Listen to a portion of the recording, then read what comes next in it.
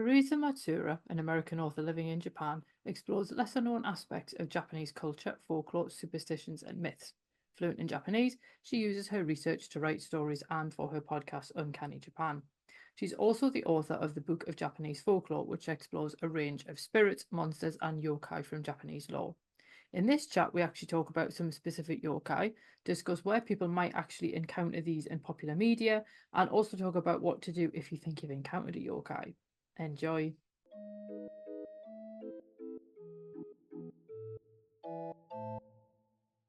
Hello, Like, and welcome to Fabulous Folklore. hello, so nice to be here. Thank you for inviting me. It's absolutely fine. Obviously, one of the reasons why we're going to be talking is because of this very, very cool book, which I will be doing a separate review on. Oh, And what is it? The Book of Japanese Folklore, an encyclopedia of the spirits, monsters, and yokai of Japanese myth. And it doesn't look like a very big book, but you've packed a lot into it, haven't you? yes, yes. That was the thing. I think we ended up cutting like 10,000, 20,000 words because there's just so much I wanted to put in. So it was just as much as possible, with this word limit. Yeah, yeah. So it's kind of stuffed in there, isn't it? It is fascinating, though, like I say, and you've also got your Uncanny Japan podcast as well. So, my first sort of proper question is Mm. what got you started in researching and then also sharing these stories? So I first came to Japan in 1990. I was a student, and this was like pre-internet, pre manga and anime and all this. And the first year was, kind of just a student, so I was busy with that. But the second year, I started making friends and just hearing about these things called yokai, like these creatures that did things and seeing things on TV. There's this TV show, Gegege no Kitaro, that was just insane. It was like at 4 a.m. or something. And there was, a cat girl and this eyeball man. And just, what is this stuff? I don't even know what it is. So that got me asking questions. And then I thought, oh boy, people back home would love this. So I started kind of researching and asking around. Again, no internet, so just asking people and just writing things down and writing short stories. Short stories took a long time to sell compared to, a podcast. So, so that's how I kind of got into it. And then the podcast was just easier to get the word out, I guess. And by then there was internet, there was what, TV, manga, anime, games, but were all coming out. So it was kind of, I wanted to grab onto that. So yeah. It's funny, isn't it, with podcasts, how people who would love the content in a book, but because they can consume while they're doing something else, podcasts end up kind of being like, yeah, keeping them company while they're doing something that's to be boring. Yeah, yeah. I get a lot of comments like that too. Oh, it's when I walk the dog or when I wash the dishes. And yeah, yeah, yeah. It's a totally different audience, it feels like, kind of, the people who contact me about the book or contact me about the podcast are kind of different. So that's kind of neat too. So it's Oh, kind it's of, cool. So you were yeah. saying there that you got started kind of by asking people questions and in that Mm-mm. pre-internet era. And I think anyone who sort of wasn't there for that is kind of probably not really sure what that would look like. And obviously I remember the good old days of Encarta where you had your encyclopedia on a CD. Yeah, yeah. That that was always cool. Um, what would you say is probably then how you actually get into researching things? Like, what's the main historical sources that you use, and does the internet make it easier or more difficult? Internet makes it much easier. Because just comparing things, like I do have a ton of books. Like I love to go out and I like to get books in Japanese and just mark them up, just kind of go through and you do find a lot of stuff in these Japanese, whatever their books on folklore or whatever, myth or superstitions or whatever. And you do find a lot of stuff in there that I haven't seen translated into English yet. So that's kind of fun. And that was kind of my point of the book too, is I was kind of like, this book's been done a lot. Like a lot of people talk about yokai and whatever. So what can I do that's different? And with each character, I guess, or with each creature, I decided, okay, I'm going to do something that I've never seen in English before. So I'm gonna like dig in and pull out at least some little tidbit of something, like even if someone knows everything about all the yokai, they'll be like, hey, I didn't know that. So that was my goal. And there's like the original uh, ancient Kojiki and Nihon Shoki, these old, written in the 8th century texts that are kind of like the basis of all the myth, and some yokai come from there. And then there's just so many uh old, like what, like just collections of these folk tales and from different parts of Japan too. So it was kind of just too much. Like I really had to like read as much as possible and just like, okay, this is the important part. This is what I'm gonna take away. So yeah, that's books mostly and artwork. I love books. So I've just realised, and obviously I don't have this as a question, but I should ask anyway. For anyone who maybe isn't as familiar with Japanese folklore, how do you define a yokai? Mm. I was actually just today thinking about like the difference between the mythological creation gods and goddesses and then the yokai. So the yokai to me are they're a little bit newer, they're still very old, but they are kind of well, you have the creation gods and goddesses that make Japan and are the sun and the moon and the storms and sea. The yokai are kind of like real people living and kind of reacting to their environment. Um, the one I like to use, the example I like to use is just disease. So Japan's this island, isolated island, and then some ships would come in and they'd bring something like smallpox. And then suddenly, the big one was cholera, actually. There was no cholera. And then suddenly these ships come in and people are interacting. And then suddenly people just started like dropping, like they're just dying left and right and they're very sick. And not knowing what it's so cute and sad, but they ascribed a yokai to it. They're like, oh, this must be a beast that's, come in and is doing this to the people. So it's kind of like questions about life and nature and what's this, or just awe, like, wow, that's pretty cool. Ball lightning, which I've never seen before, but ancient people see ball lightning and they don't know what it is. So it's a yokai. It's this, this creature that jumps around and causes havoc. So just that, like people's imaginations, asking questions and then inventing these creatures. And they've just kept but gathering them and writing about them. And now there's just so many. And they can be good and they can be bad. They can be cute. They can be benign and do nothing at all. So that's kind of neat about them too. They have all these different personalities and characters, I guess. Yeah, I noticed that in the book. Some of them are quite almost ambiguous, and then you've got other ones which are just like the kid with his tofu where he's trying to Yeah, hand the tofu to people, and you're like, that is such a specific thing to turn into a right. creature, and it's really cool. And then you've got other ones where you're like, oh yeah, no, that makes a lot more sense, or it's vaguely familiar to something that's obviously humans react to something bizarre in a very similar way wherever they are. Hmm. So it was really interesting seeing the huge range of them.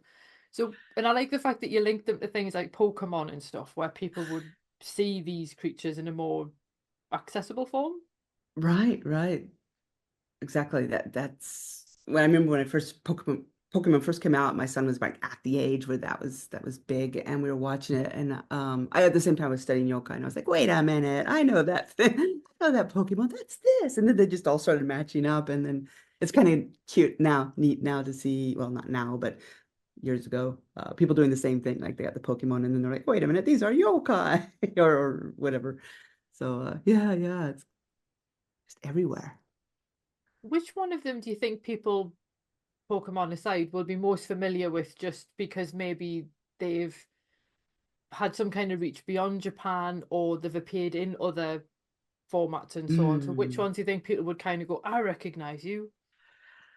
Probably we got foxes, the kitsune, right? So everyone loves kitsune. Tanuki, the raccoon dogs with the big bellies. Um, a lot of the Ghibli, anything in the Ghibli films looks like people. When I go back, people are like, "Oh yeah, yeah, I know that." Um, Maybe even Oni, the big ogres, or Tengu with the long nose, the red face and the long nose. It seems like the big ones, even the big ones here, that get a lot of attention in again manga and anime and games. Everyone knows when I go back, they're like, "Oh yeah, I know what a tengu is." Okay, so yeah, there's like a handful of popular ones. Is there a reason why they're more popular than other ones? Or obviously, I think the Fox is one because I've seen that one. Obviously, even outside of sort of Japanese culture, they appear quite a lot in other formats as well. But the Oni one, it's weird that that would be kind of popular. I think in Japan it's everywhere. Some of them are, for example, the tofu carrying little guy. Some of them are very specific to areas, like they're more popular here or in this part of Japan or whatever. But like the ogres, the oni are just everywhere. And it's such a good bad guy. The ogre is just so he's got the metal, this metal spiked club, and he's blue or red, and the image and just probably just the sheer number of stories about him because they're easy to talk about, maybe the oni and the kitsune too, because the kitsune's everything from being like a prankster, mischievous, to being almost a god. Yeah, I'm not sure exactly why, but it is just as over there back home and here, they're just talked about so much more. Hmm. So, do you actually have a favorite? I know that's a dreadful question to ask, considering how many are in the book. It's like as I was reading through it, I'd be like, "Oh, I like this one. Oh, I like that one." And then I got to the Okami, and I was like, "Okay, this is my favorite." But would you say that you've got a favorite, or do you just kind of like all of them? I do like all of them, but like you, the old kami just recently, like a year or two ago, because I didn't even know about it. I mean, I knew there were wolves in Japan and there aren't anymore, but I didn't realize it was actually considered kind of a god and a yokai. And I think it was my son's girlfriend was talking about how there was actually a cult, like this wolf cult, and that I could go. She goes, I sometimes I go to Yahoo auction and I look at these actually wolf teeth that you get, and they're like whatever, hundreds and thousands of dollars, but that people used to carry around for good luck charms. So then I was like, wait a minute, this is interesting. And then I had a friend, an older gentleman, who came in and said that this is cool. His daughter, he's got an only daughter, and she always cried as a baby. She cried, cried, cried. And when she got old enough to talk, she said, "There's a dog at the window. There's a dog at the window." And they were like, "Oh, that's weird." But they took her to some shrine or temple, and they said, "Oh, she is kind of possessed by a fox. And the fox is a bad fox, and it's bothering her." And he's like, "Well, how do you get rid of a fox?" And they're like, "Well, a wolf." So he said, "There's way in the mountains, there's this wolf temple here in this prefecture." And they went and they got the charm and it got rid of the fox and she stopped crying. And yay, to this day, she's like in her 50s, 40s, 50s, that she still gets this charm every year. So that made me find the temple shrines, kind of both. And it was really impressive. Just, you're used to the kitsune face and the kitsune statues, but the wolf is just different. It had a different vibe and these 1,000-year-old trees around it. So yeah, I do like the wolf too. There's something kind of, I like, yeah, dogs and animals in forests, so it helps. But I think the thing I liked about the wolf as well is that it's that attitude that the people who encounter them are like, oh, like, don't hurt me. But then they're like, well, that's not why we're here. And I think because they're such a misunderstood animal, and, wolves, obviously, a lot of people will have these impressions about them and they're often wrong. So I thought it was quite nice that that's sort of even reflected in the law as well. agreed, agreed. Actually, they get a bad rap, and I like wolves. And yeah, yeah, it kind of seemed true to their nature. Where the kitsune are like sly and sneaky and clever. The wolf is just kind of, godly and cool and does its thing. Well, it's interesting that you mentioned the kitsune and the fact that they've got that trickster element, because I think you get that to a degree in the West as well, that they're sort of. I remember seeing a meme where someone said that a fox was what would happen if you installed like a cat operating system on dog hardware, and I always thought that was like the perfect definition of a I fox. love that. I love that. So, did people just all over the world have a weird relationship with foxes where we think that they're cool, but because they just do their own thing, that we're not really quite sure what they're up to at any given time, and that's sort of been preserved in the folklore? Or do you think that they are actually up to something? Might be up to something. But you're right. I have friends and family who have like farms and or chickens or birds or whatever they have, and it's always like the foxes are getting in, the hen house or whatever. But they're always was just baffled, like how did they get in? Like they're so smart. These foxes are just so clever, and I'm like, oh, okay, so it is in their nature to be very, very clever. Um, and they're adorable, and they also make that sound like when you hear a fox like cry. It's just that inhuman, almost like a baby screaming sound that I think would kind of give you a shock. Like if you were like on a farm and you heard that, you're like, oh my gosh, all my chickens are gone. Wonder what that was. So yeah, or they could be up to something. Just puts a whole new spin Shape on shifting. Fantastic Mr. Fox, doesn't it? Um, Obviously there's a lot of figures in here, and I think obviously we've mentioned that Oni is like the big bad. But are there any figures that you would definitely prefer not to encounter, and why would that be? Off the top of my head, there's the Bimbo Gami, which is the god of poverty. Um, and this one too, it's kind of my mother-in-law. Even before yokai or anything, she was very, there's this god of poverty, and if you don't do the right thing, you're not gonna know why, but your fortune's just gonna go away. And I know friends, and they've done it, and they did something wrong. So it's always kind of like it's not even something you can touch or like identify, but just a downturn in luck, right? If something bad happens, it's like, oh, it's the god of poverty, and you're like, well, what do I do now? Like, what do I do? So that one always, I'm always worried about. Like, I just, come on, just keep my luck up. And then there's the Konaki Jiji, which is it's like a baby, but it's got like an old man's face, which I find intriguing that there's this baby that's got an old man's face, but the fact that you go to help it and then it latches onto you and it crushes you with its weight, and there's like a lot of these, even the Oni, there's like ways to escape, but this one it's kind of like you're just done. Like as soon as you try to do that one nice thing, you're gonna be smashed, and yeah, that's the end of that. So yeah, that's one I wouldn't want to. And be creepy too, right? In the forest walking along and hear a baby. And you're like, oh, I can't leave it. But You were saying before about a lot of them kind of almost being a reaction to something that's happened, and and they come out of that sense of how do it what on earth happened to create that one? right, right. I Where mean, did I that one do. come from? I mean, babies back, when things were hard. I know babies were, infanticide and all that, but well, probably left in the forest. But the whole smashing thing, right? Like, I don't know.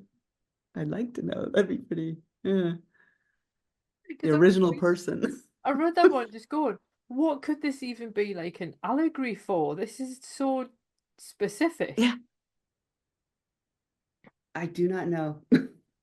I would like to know. I should actually try to find more on that one because you're right. It baffles me as well. It is quite it is an odd one. I think just the idea of it having like an old man's face just makes it even creepier. Right, that too. Oh, but I did talk to somebody. Oh, I think he's from Iran, and he said they had a myth that was similar to that one, which really and he sent me a link and I couldn't see it because I'm in Japan and it blocked it, but I meant to try to find it. But he said that there is a type of something that's small and cute, and you find it in the forest, and then as soon as you pick it up, it becomes this heavy thing that presses you down. So that was the first time I've ever heard something similar. So to look that one up too. I always find that fascinating when you start finding really similar figures around the world and you're like, oh, these things actually just out there. Yeah, yeah, yeah, yeah. I think about that sometimes. Like we used to have dinosaurs. Like, why not? Why didn't we have a world that was populated by fairies and little babies with old men faces? Could be. Yeah. Oh.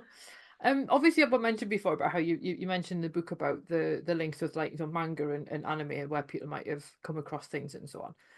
Obviously I kind of went to the J horror end of the spectrum because obviously like horror is my background. And I mean let's be honest, like the remakes were a good attempt, but didn't quite capture the original. And I think obviously the one that from that is that would be very recognizable would be the Onryo sort of like with like the long hair and the rage and all that. And who hasn't felt like that? And I think because we've got sort of these figures that then appear in Western media, and to some degree, some characters even got changed to match that. Like I remember when they did the second Woman in Black, which they didn't need to do, Oh, and they changed the design of the Woman in Black so she looked like an Onryo, which seemed really interesting. Do we oh. see the yokai then affecting the way that or anything's represented in media, or are they very much kept as they're just in Japanese media? I think I was thinking actually before I came to Japan, or right at the beginning when I came to Japan, I remember this is anyone knows this, the Powerpuff Girls, right? And that wasn't Japanese. It was whatever, America or whoever made the thing. That and like the Power Rangers and all those things, which I didn't realize were based on Japanese, but it's was it Sentai something? There's a Japanese, the original, and they've had them forever. Um, that instead of just what translating and just showing these things over there, they kind of reinterpreted it to like, oh, the Powerpuff Girls, oh, these Power Rangers with the different colors that do different things, and yeah, it's the same here. And I'm pretty sure, yeah, they're different. They're not the same story, so they kind of went their own way. Kaiju, I'm hearing a lot about recently, like Cloverfield, which I know a little bit about, but yeah, just the Godzilla kind of thing, monster that comes from the deep. I'm seeing a little bit overseas, but yeah, a lot of times too, it's just kind of easy to translate it, interpret it, whatever, and just send it over as is. So yeah, I think the Onryo is good just because it's such a good concept that, like you said, the rage, the female rage, it stays around. I think the thing that fascinates me with those ones as well is because of the fact that it it's that sense of either just anyone who comes into contact with them, even if you have nothing to do with the original story. Whereas you always kind of think like sort of with Western ghosts, it's like they'll punish like the person who killed them or they'll try and tell people who killed them. Whereas the Onryo is just like it's on. And I always just thought that was It's just sort of everything. yeah, and I think it just speaks to that level of fury that it's just I'm not even going to pay any attention to what's going. I'm just angry, and I think that's Right. why they're so. But then the fact that you can actually rehabilitate them if you sort of give them their due, as it were, and sort of elevate them and so on. And I was kind of like, oh, so there is a way of, you know, I'm trying to think of a way of putting it. You don't want to say lay them to rest because that's the wrong term. That's obviously applying the wrong cultural context. But you know what I mean? It's kind of Yeah, getting yeah. them to um change their aspect, as it were. Yeah, here they'd say Jobutsu suru, which would be like go to heaven or go to the Buddha's heaven, paradise. Um, but the same, and there's TV shows here, like especially in the summer, because summer is kind of the horror season here. And people like, everyday people saying, yeah, well, I was doing this and this bad stuff started happening. And then the monk or the shrine or someone comes in and says, oh, well, you've got an onyo or attached to you and we need to get rid of it. And they do the ceremony and they let it salt and they jobutsuru, they let it go to heaven and then everything's fine. So yeah, so there is an escape. But then you have the ones that are, it's just too strong. She doesn't want to go or whatever. And so it's a nice, it's a good story. It's a good what? It's a good not trope, but it's good. It's scary. I don't find Western ghosts so scary. When I was little, I didn't really find it because it was always like someone, in old clothes, just walking around with a candle opera or something. So, but here I'm like, yeah, they're really scary. Would you say that the Yurei are a bit more scary than the Yokai, or should we view them as two different things? Yeah, I think they're different. They kind of wanted the publisher we were talking about it. So like, what was her name? Oh my gosh, I forgot her name. Yuki Onna. So the snow lady. She's more of a ghost, but she's also kind of a yokai. And Hashihime was the bridge maiden. She's also kind of a yurei, more than a yokai. They kind of cross over. But yeah, usually the yurei are the ghostly ones that have intent. There's like they're angry for a reason, while the other ones are doing their thing. Yeah, I'd be more afraid of a yurei. I must admit, when I come across those stories, I always sort of feel like that will be the thing that you would be scared of. Whereas, you know, some of the yokai, not all. I don't think I'd be scared if I encountered one of the wolf ones, for example. Right, right, right. A lot of Confused them. maybe, but Yeah, yeah. You're like, oh, or a little guy with tofu, right? You're like, oh, that's strange, but it's not, yeah, not getting chills down your spine or anything. seeing the one that with chills, the one that did really freak me out was, the one with the perfectly smooth face and like no facial Oh, features, and how in one of the stories the person just keeps encountering them every time they go yeah. for help, and it's another one, and I'm like, oh, that's nightmare fuel. That is, especially at night. I'm researching the next show, and there's like the time right now here. It's dusk, basically twilight, but it's called The Time You Meet Demons, like in old Japanese, which I just thought was so beautiful. I gotta do a show on, just even though I can't talk a whole lot about it, but the time you meet, that's what they called it. They called dusk and twilight the time of meeting demons. And so it's kind of like, yeah, you can't like focus. And that was the time like you'd be walking around and you'd see someone in their face and be, ah, smooth. And then what do you do? There was one time I was driving. This is stupid, but I was driving. I know exactly where I was at a post office, and I stopped and I looked behind me, and I swear I saw like a lady, and she had no face, and I was freaking out. And this is way before the pandemic or anything, but yeah, she just had a mask on, but it was like flesh colored, and my eyes didn't focus. And then as she passed, I'm like, oh, okay. It wasn't, but I was like really worried there for a while. I'm like, oh my God, what do you do if you see one? Who's going to believe you?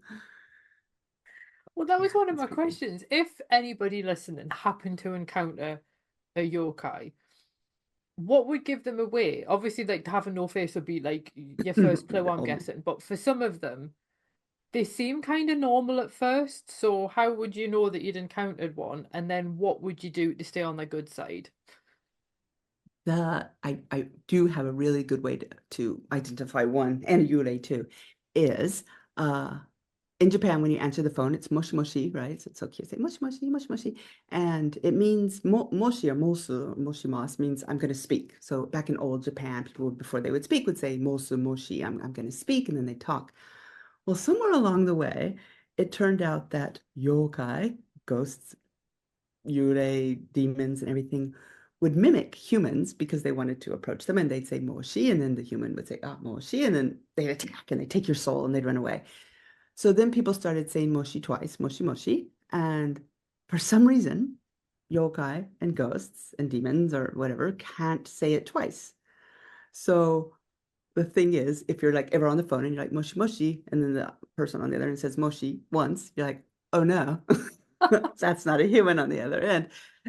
And if you ever meet something, just kind of mushy mushy and then see how it answers. If it says it twice, you're like, okay, even though you're weird looking, you're okay.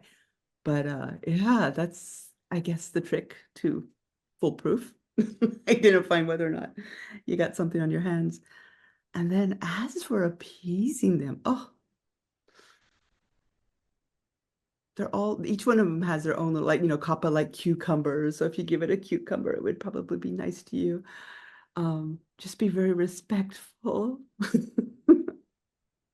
Bow, back away slowly. Yeah, I guess maybe you have to do a little research to see what they like, so you can kind of give them something and move along. Yude salt.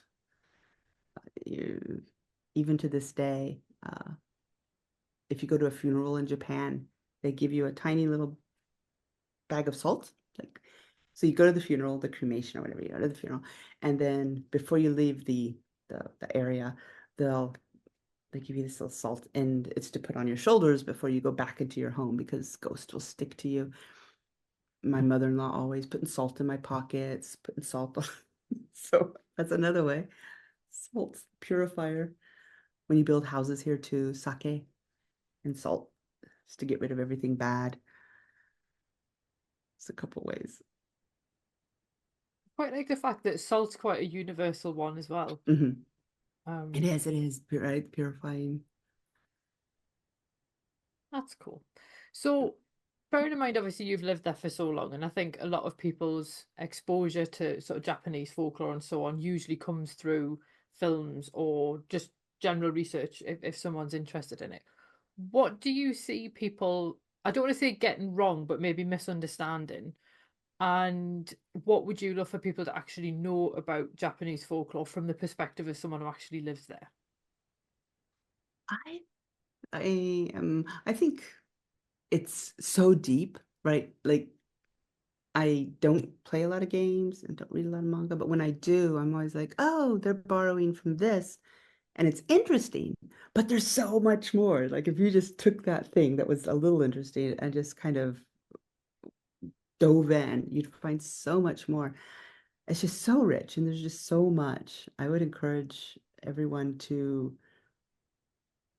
just keep looking. Like if this is interesting, if I like kitsune or I like wolves or I like oni or something, just to keep reading about it because I get so many emails from people who liked something for a long time, like, oh, I like this aspect of this game or something, and then they listen to one of the shows or something like, but I didn't realize that it's been around for 1,000 years, and there's this, and I'm like, yes, yes, there's so much. So getting wrong more, just taking everything at face value, and just I would love for people just to dig deeper and get to the roots of it.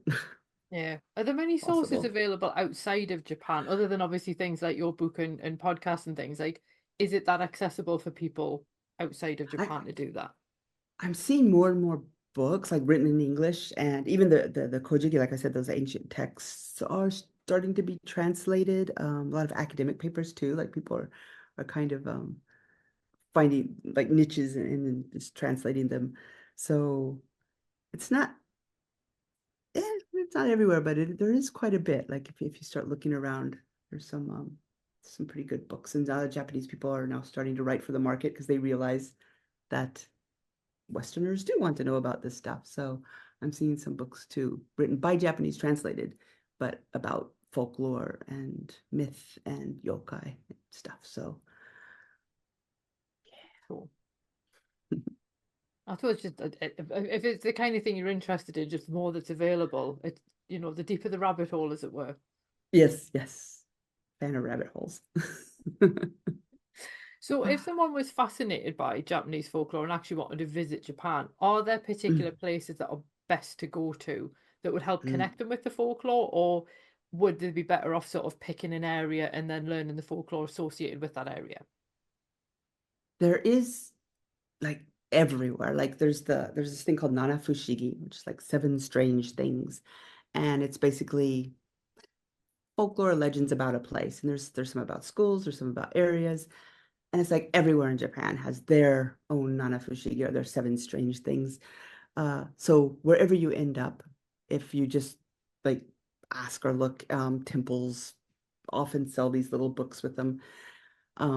You can find, so everywhere you go, you're gonna find something. But Kyoto's good just because it's so old and it's like every bit of Kyoto has some history. It's just everywhere you turn. But it's so crowded now. I can't go anymore because it's just so many tourists. Um, if you like a particular thing, like for the wolf, I think it's Mitsumine Shrine is in Saitama, I believe. So you could find like, okay, I like this, and then kind of look it up, where is it, and I can go there. Um, Again, Hokkaido has its own kind of uh yokai and folklore too. So I know a lot of people go there and kind of research. Uh, yeah, Momotaro would be Okayama, I believe, and there's all kinds of stuff there. So yeah, if there is something you particularly like, find out where that shrine or temple or area is, and there'll be a lot of stuff. Or I'm potentially going next year. You see, that's why I was Oh, are asking. you? Oh, good, good, good, good. Hopefully, uh, Gotta go to the wolf shrine. absolutely. I think it's one of those things as well where because even just reading your book, I was like, there's so much. Where do you start? It was Where do you start? Me um, too. Like I'm here and I just kind of like find something. I'm like, okay, Google Maps. How far do I have to drive to get to something, something, something? Like, oh, okay, 2 hours. I can do that. Oh, just did it. The spider, the lady from the waterfall, this the Jorogumo spider. She's not far. It's like 2.5 hours from here. So I'm like, okay, road trip. So go there, and yeah. So I'm kind of in the middle, so I can like go out to different areas. But the Tohoku, the northern under Hokkaido, but northeast, also seems to have a lot of yokai and stuff like that. That everyone tells me you have to come because it's everywhere. So I haven't been there yet. So yeah, it's a little research, but cool. you'll I find must admit, like something. the thing I'm going to take away from this is the fact that they also know how to use the phone. So That's right. You got to mush everything. just in Oh, case. that is going to be the funniest thing. You know, when you get like sort of spam phone callers and like they ring up and they obviously ask it. I'm so going to be so tempted to say that to them now. Yeah, yeah.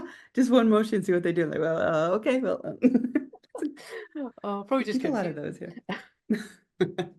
Waiting for the other one. So obviously we've got this one from this is available worldwide now, isn't it? I think so, yes. It's Yeah, finally cool. in So Australia. So we've got that one. So what are you working on at the moment or next? at the moment, I'm writing a middle grade. So always short, I always write short stories, short stories. I want to do a novel. So the step to the novel would be middle grade. So I got this middle grade kind of fantastical adventure thing that I've been wanting to write forever and ever and ever. So I'm going to do that this year. Also diving into visual novels. I don't know, I'm not a game player, but somehow I discovered what a visual novel was, and I think it's the most brilliant way to tell a story with different offshoots. And you got sound, you got art, you got the story, you can change the story. And my partner is very good at the programming side, all that icky stuff that I don't know how to do. So I'm like, I can do the story, I can draw a picture, not very well, but that's okay. I'll try. So, so we're kind of working on that. We got a proof of concept little one. That's an old folk tale that we were working on. We got busy and now we're working on it again. So that'll be free. We'll put that out and see if anyone likes it or not to see if there's anything else with that. And then eventually a novel or more, Oh, hopefully. cool. So where can people find you online? Uncanny Japan pops up a lot. Facebook and Instagram and all that. Or Thersa Matsuura, my name. Yeah, just try to get on a lot of the socials, although I'm not super everyday social media person. Um, but yeah, the websites, my personal one, Thersa Matsuura or Uncanny Japan. Oh, I'll put the links in the show Hmm, notes, obviously, if people thank want to just you. click on things. But yeah, because I Yeah. hate when I sort of spell things out and then when I do the subtitles and then it just looks weird. Yeah, yeah, I can never remember them. I'm like, slash, just Google it. just put some links in, it'll be fine. Yeah, thank you. Well, it's been absolutely lovely talking to you. That's so And nice. yeah, I never know how to finish these things, but yeah, it's been absolutely lovely talking to you. And I will obviously for anyone listening, I will put out a separate review about the book as well. Oh, thank you, And thank so you. people can actually sort of see it and so on. Because it is really cool. But yeah, it's been lovely talking to you. It has been. It's been so nice. Can't wait Cheerio. for you to come to Japan. Oh, I know. I'm looking forward to it so Yeah. much.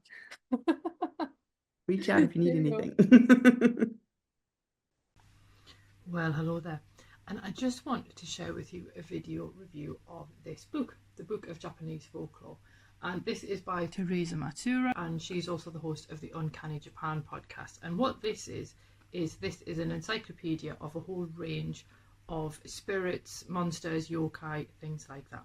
And it's really, really comprehensive, and it's also really, really beautifully illustrated. So you've got an entry for these different figures, and then it will tell you how to pronounce their name. It will translate that for you as well, and then you can kind of find out where the name came from. So there's the etymology, and then there's an overview about each of the different figures, their background, some popular stories, and then also where you might find them elsewhere. So there's another example of the lovely illustrations in here. And what I really enjoyed about this book is it's very easy to then just pick up and dip into as you're wanting to have a look for specific entries, or you can do what I do and just read it from start to finish.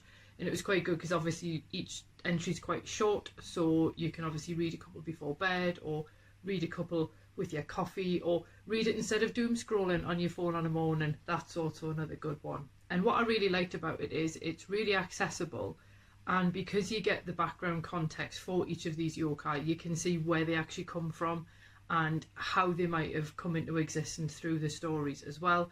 And then the fact that you can then see where you might see them, so for anime or in manga or anything like that, or Pokemon's quite a really good one for these different figures as well. It's just a really good book. It's really readable. I think it would be a really good one for younger readers as well. Obviously not too young, just simply for the word choice and so on. But I think it would be a good one for someone who maybe wants to get into Japanese folklore. So it's a good entry level book, if that makes sense. But it's also, if you're interested anyway, there are so many figures I just never come across before. So I think from that point as well, it would also be a really good read. And it, as I say, the illustrations really add to it because they help to bring a lot of these different figures to life as well. So highly recommended, and I think you should go and check it out. Well, thanks for listening, and I hope you enjoyed that episode. If you did, feel free to leave a review wherever you listen to podcasts because that helps other people find the show too. It also takes between 4 and 6 hours to research, write, record, and edit these episodes. So if you want to help support my time in doing that, then you can buy me a coffee. Or you can join the Fabulous Folklore family on Patreon and enjoy extra benefits, including exclusive episodes and articles, and even illustrated talks. All the links you need are below, and thanks in advance.